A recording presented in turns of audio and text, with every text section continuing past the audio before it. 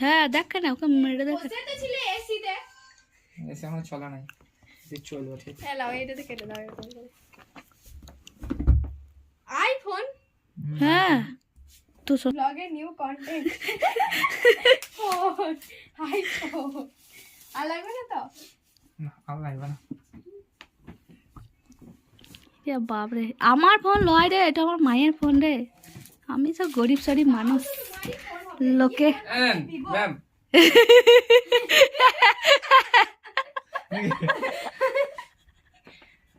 তো দেখি পিছনটা।